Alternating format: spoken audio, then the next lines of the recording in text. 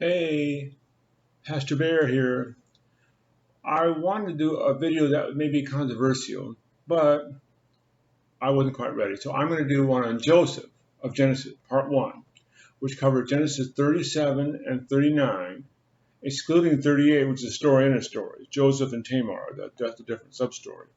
So Joseph, he was 17 years old, and keep in mind, he is the oldest son, the favorite son of Jacob, their father, the favorite son of his favorite late wife, Rachel.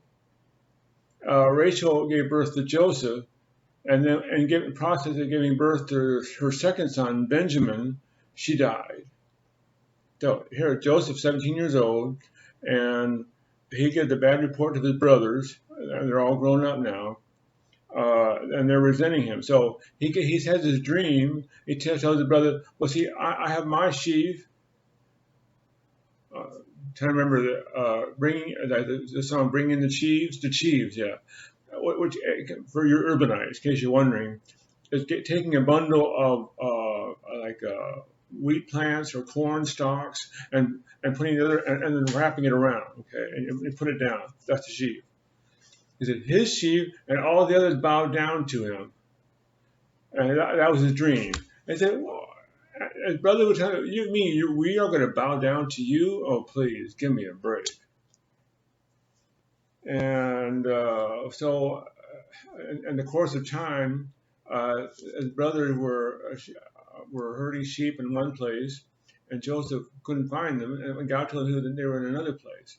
So as he was walking to this other place called Dothan, Dothan, excuse me, and they saw him coming. Oh, he looked at that. Here's the dream expert, the Lord of his dreams, or how you want, depending on the interpretation. Now let's kill him and say a wild beast did it. And one of the other brothers, Reuben, said, no, let's not kill him. Let's just throw him in the pit. It was what they did. They had their meal. Reuben went away. His brothers decided to take him out of the pit and sell him to, well, depending on how you look, Medianites or Ishmaelites, depending on the translation, sold him for 30 shekels of silver, I recall. And so they, or to cover up they took his robe off of him that his father gave him, a coat of many colors, and that which made the brother even more jealous.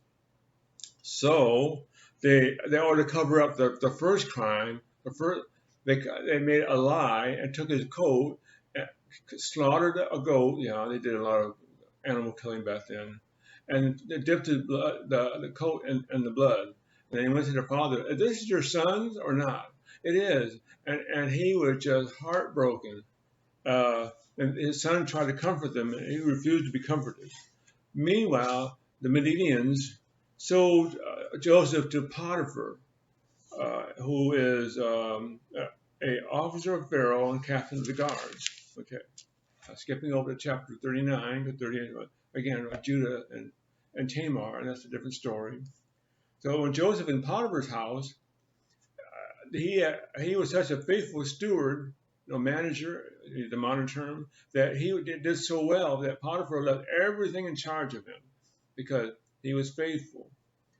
Unfortunately for Miss Potiphar, Potiphar's wife, she looked at him longingly, and verse 39:6 says that Joseph was well built and handsome. So he said, "Come, sleep with me." Have sex, in other words. No, I can't. What do you, do this and sin against God? No way. My master will let me charge everything except you, and you're off limits.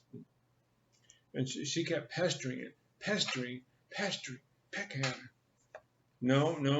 Finally, she grabbed his robe and tore it off him, and then screamed.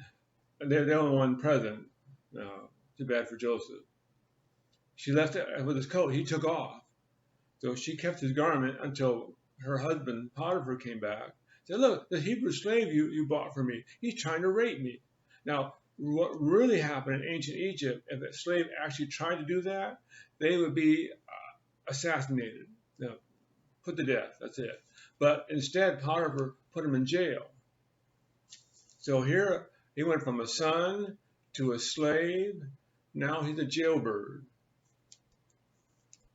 Good news, though, that he was faithful. Again, he said, okay, no matter where I'm at, I'm going to be faithful to God, and wherever I am at, I will do my very best. That's one thing I love about Joseph.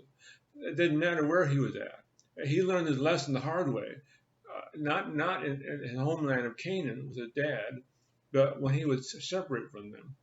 He made his father's God his God, the true God of the Bible. And so the Lord left him in charge of all that he had.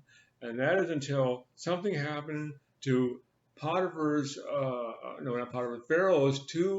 a baker and a wine taster, I believe it was, in chapter 40. And that, my friend, is part 2. So, the next video. If you could subscribe and like my video if you like it, I would very much appreciate it. Thank you.